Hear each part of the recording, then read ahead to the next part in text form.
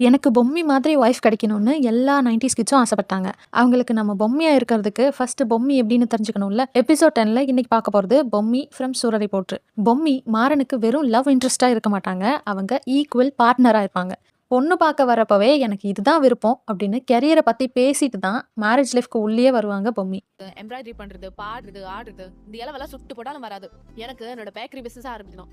பொம்மிக்கு மாறனை எவ்வளோ பிடிச்சிருந்தாலும் எந்த இடத்துலையுமே அவங்கள டிஸ்ரெஸ்பெக்ட் பண்ணவோ டிஸ்குவாலிஃபை பண்ணவோ விடவே மாட்டாங்க. அப்போ 20 பேர் உன்னை வேண்டான்ட்டாங்க. 24 பேங்க்ல உங்களை துரத்தி விட்டுருக்கேங்க. அதை பத்தி பேசுவோமா? அவங்களுக்கு அவ்வளவுதான் அறிவு. அந்த 20 பேருக்கும் அப்படித்தான் அறிவு. கடைசியா எல்லா பசங்களும் ஆசைப்படுற மாதிரி மாறன் ட்ரீமை அச்சீவ் பண்றதுக்கு பொம்மி ஃபினான்ஷியலா சப்போர்ட்டா இருப்பாங்க.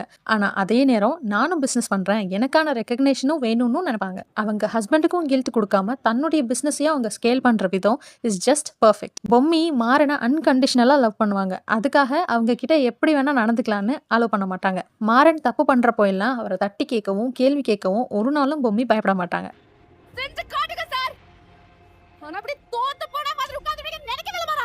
அவங்களுக்கு ப்ராப்பர் கம்யூனிகேஷனும் இருக்கணும், மியூச்சுவல் ரெஸ்பெக்டும் கிடைக்கணுன்றதுல உறுதியாக இருப்பாங்க பொம்மி. இன்னும் பொம்மியோடைய தைரியம், மெச்சூரிட்டி, ஃபினான்ஷியல் ஸ்டெபிலிட்டி, கிளாரிட்டின்னு அவங்க கிட்ட நிறைய கற்றுக்கலாம்.